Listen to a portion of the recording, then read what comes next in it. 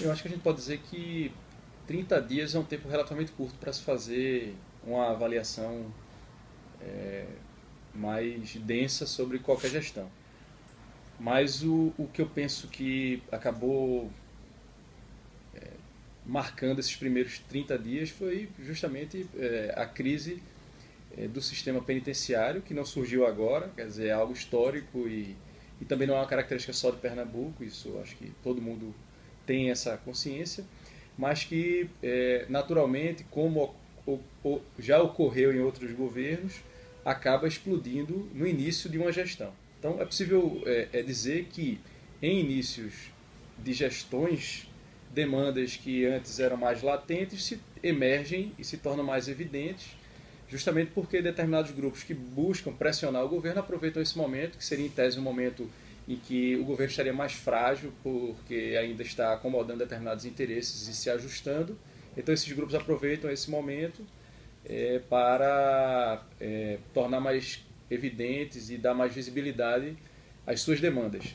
Então é natural que determinados conflitos e demandas que antes estavam mais reprimidas se tornem mais evidentes em momentos desse tipo, o que coloca sob teste, digamos assim, a habilidade daquele gestor eleito, né? No caso específico, o governador Paulo. Então, esse primeiro mês foi marcado justamente pelos conflitos do sistema penitenciário e pela forma como esse conflito foi, digamos assim, pelo menos temporariamente sanado, né, ou amenizado, e colocou em xeque justamente a habilidade política do governador eleito e dos seus secretários nesse momento. Então acho que o primeiro mês fica marcado por esse episódio.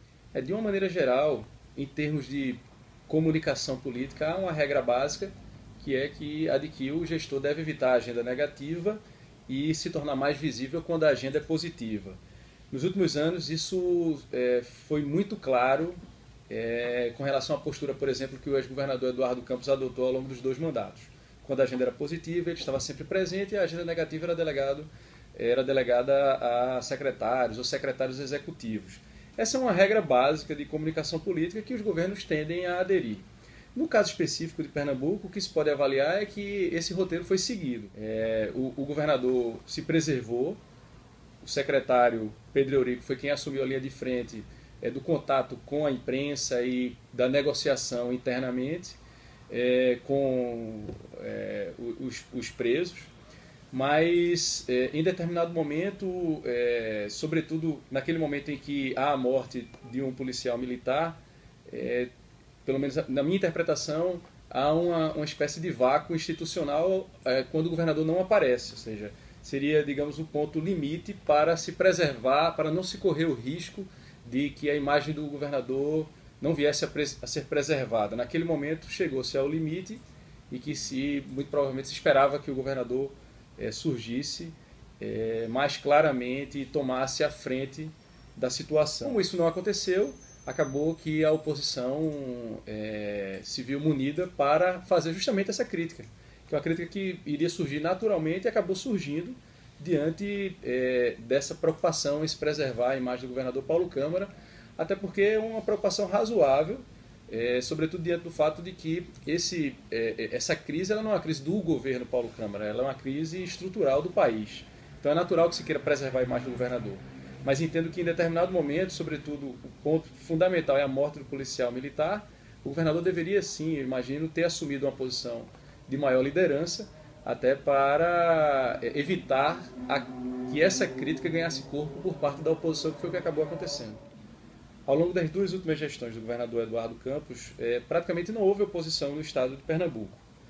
Isso, do ponto de vista normativo, teórico e filosófico, em termos de política, não é algo saudável para o funcionamento das instituições. Espera-se que haja, sim, oposição, que o embate de ideias e de propostas é algo saudável para o funcionamento do sistema e, por isso, é saudável que a oposição exista e que ela exerça o seu papel de oposição. E chega a ser, digamos, até surpreendente essa posição da oposição, esse comportamento da oposição nesse momento, de dizer que não vai haver trégua, que vai exercer a oposição de maneira mais clara e enfática, e do ponto de vista normativo, é interessante para o funcionamento do sistema. Agora, obviamente, que não é interessante para quem está no governo se ver diante de uma oposição que anuncia isso. De fato, os 100 dias de trégua é algo, digamos assim, que se convencionou, né, na política de uma maneira geral. Assim, não é algo que acontece só aqui, né, acontece em outros países também. No entanto, para exercer o seu papel de oposição, a própria oposição assumiu um discurso de que esse governo não é um governo novo. Então, por isso, não daria tréguas, ele é um governo de continuidade. E, por isso, iria exercer o seu papel de oposição. Eu diria que, para o cidadão, para o eleitor, isso é salutar. Independentemente de qual oposição seja, é importante que a oposição exerça o seu papel. E, obviamente, é natural que o gestor e aqueles que são da base aliada do governo se sintam incomodados com o papel da oposição e procurem desmerecer o papel da oposição. Isso faz parte do jogo e faz parte do jogo de disputa pela percepção do eleitor. Então, de um lado, o governo procurando legitimar as suas ações e ressaltar a importância das suas ações e, ao mesmo tempo, procurando deslegitimar o papel da oposição. E, por outro lado, a oposição fazendo justamente o inverso, procurando criticar e fiscalizar e deslegitimar as ações do governo e ressaltar o seu discurso em busca do convencimento do cidadão. Paulo Câmara ou qualquer outro que viesse a estar no lugar dele, sendo um sujeito apontado pelo governador Eduardo Campos, à época governador, como aquele que deveria ser o responsável por esse processo de sucessão e comandar o Estado, ele naturalmente já teria, digamos assim, um peso, porque naturalmente ele seria alvo de comparações. Isso porque o ex-governador Eduardo Campos, ele, em função de várias circunstâncias, ele assumiu uma posição inconteste de líder político no Estado e que acabou potencializando a candidatura dele à presidência da República.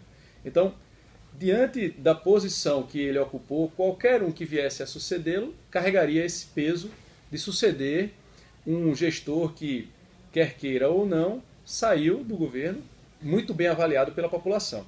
Então, isso já seria um peso natural que qualquer um que viesse a sucedê-lo carregaria. Além disso, ocorreu justamente o acidente trágico que vitimou o ex-governador, o que dá uma conotação ainda mais forte a esse peso, uma conotação simbólica, uma vez que se tratava de um líder jovem em ascensão e que morre de maneira trágica e repentina. Então isso reforça a responsabilidade daquele que vem a assumir essa função. Além disso, se trata de um sujeito que construiu a sua trajetória nos bastidores, né? Quer dizer, cria-se ainda uma expectativa maior sobre como será o governador Paulo Câmara do ponto de vista político, das articulações políticas, do contato com os aliados, do contato com as bases. Ainda mais no contexto de uma aliança altamente heterogênea e numerosa, né?